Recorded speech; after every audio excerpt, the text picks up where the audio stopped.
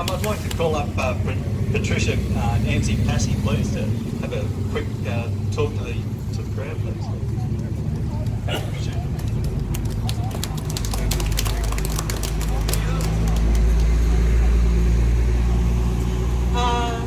Welcome everyone. I guess first and foremost, thank you for CJ for having us. Organisers as well that have come through, elders in particular. I think to share your story is absolutely essential. You hold the second part to the first part, and my invitation here today was to speak on this first part. Young children are labelled as perpetrators, and I'm not good with that. I've lived in Cairns, I'm a local, I lived here from Murray Island, we moved down, but fast forward to now, I've lived in Mooroobool in a cluster housing for about 14 years, and I've raised my children as a single mother for a long time. All the while, thank you madam, while this is happening, I opened my home and my kitchen, my pay pocket to buy school things for kids, shoes, bread,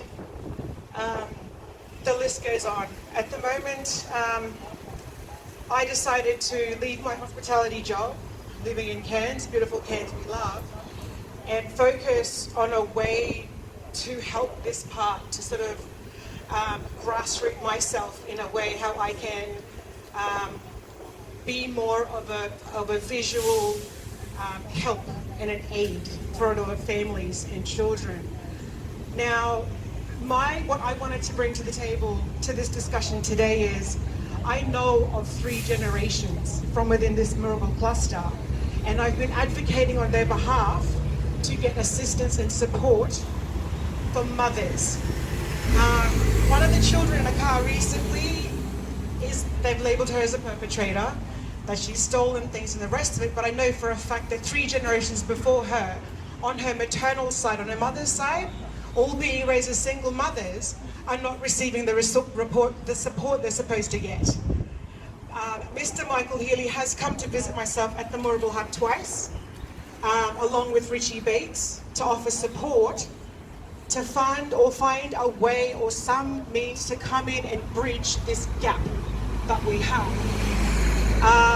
Recently, I sent out an email for an invitation for some serious funding. Again, programs that are being developed as community-led initiatives are being left aside.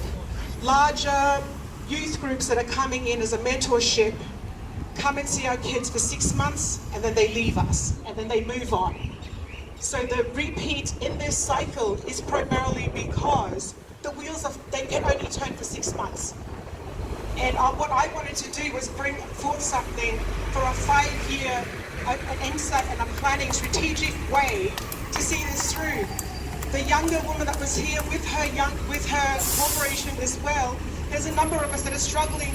We go knocking on the doors of these families, these perpetrated children, to say, what can we do to help? We know the services are there. We know the funding's there. There's English, there's different languages, there's translators, you name it. It's 2022. There should be no reason why there's any communication breakdown here.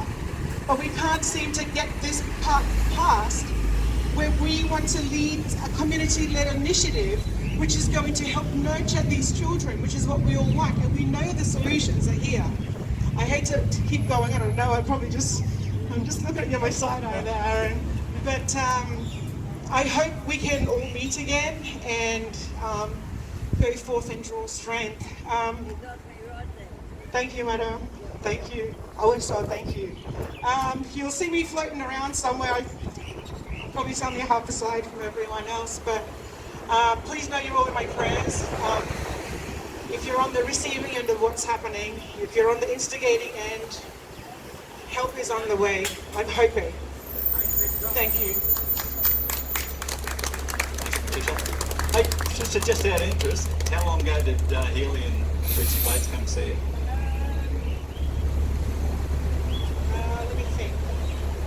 August last year. What happened was Chief Executive, the representatives from Chief of State, so the Manura representative, Manura Advisory Group, we'd been in contact with each other to make to get some support directly from Senator Leanne Enoch. What happened was the Mooroobool Collective had gone through to William McCormick Place to meet with the Chief Executive. They assured us that we were going to get support around this next leg. This was back in August. We haven't heard anything since.